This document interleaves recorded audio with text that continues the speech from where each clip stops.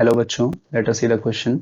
तो ये एक असर्शन रीजन टाइप का क्वेश्चन है जहाँ पे हमको दो स्टेटमेंट दिए गए हैं। तो पहला स्टेटमेंट यहाँ पे लिखा हुआ है, दूसरा स्टेटमेंट मिसिंग है। और इन स्टेटमेंट्स के बेस पर हम यहाँ पे क्या करेंगे, 5 ऑप्शंस में से हमको एक ऑप्शन चूज करना है। तो पहले मैं यहाँ पे सेकंड स्टेटमेंट में लिख देता हूँ। सेकंड स्टेटमेंट जो हमें दिया है यहाँ पे statement,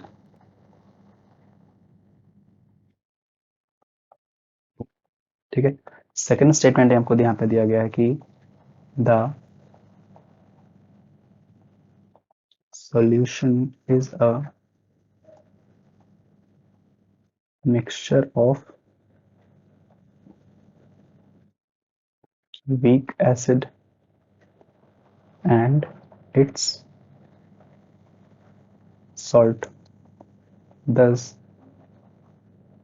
acts as a buffer। ठीक है, तो ये स्टेटमेंट सेकंड यहाँ पे जो मिसिंग था वो मैंने लिख दिया है। अब मैं बात करता हूँ क्वेश्चन की। तो क्वेश्चन में हमको दो स्टेटमेंट्स दिए गए हैं। पहला स्टेटमेंट है कि 0.1 molar NaCN and 0.05 molar HCl solution on mixing in equal volumes forms a buffer solution.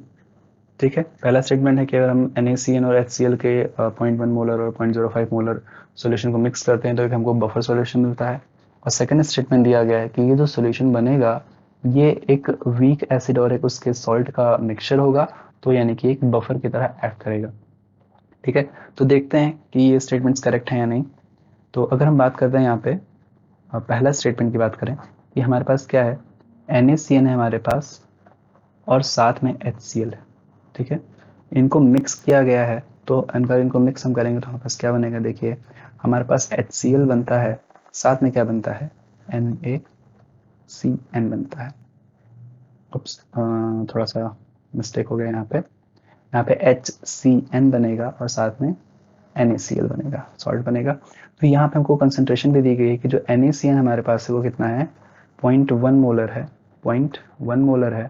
और जो HCl हमको दिया गया है वो 0.05 मोलर है। ठीक है, तो at t is equals to zero पे तो यही जो HCl और NaCl की कंसंट्रेशन तो जीरो रहेगी।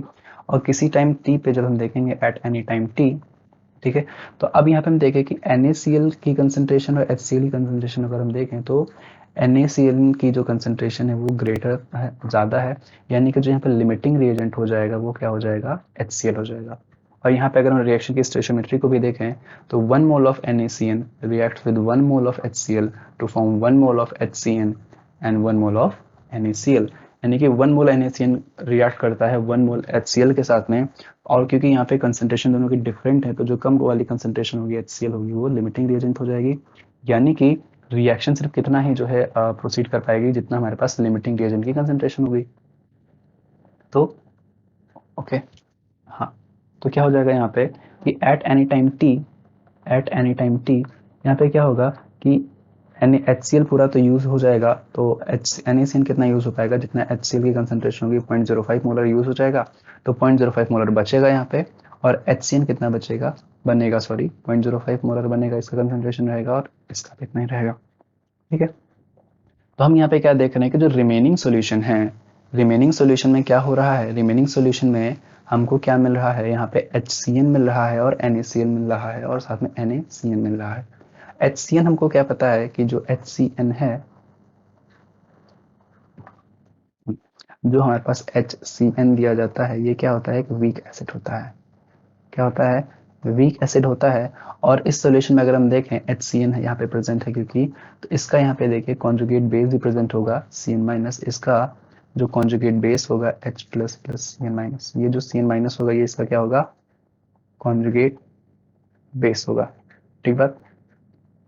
और हमको क्या पता है कि कोई भी वीक एसिड है अगर उसका जो कॉन्जुगेट बेस जितना ज़्यादा स्टेबल रहता है वो एसिड क्या होता है उतना ही स्ट्रांग माना जाता है। ठीक है, तो यहाँ पे क्या होगा फिर हम देखेंगे, हम यहाँ पे क्या देखेंगे, हाँ, तो यहाँ पे क्या देखेंगे हम, ये जो है, जो स्टेटमेंट सेकंड लिखा है कि the solution is a mixture of weak acid and it's salt.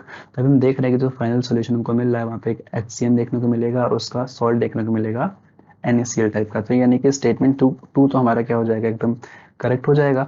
अब स्टेटमेंट वन की बात करते हैं कि क्या ये बफर सॉल्यूशन बनाता है कि नहीं बनाता है।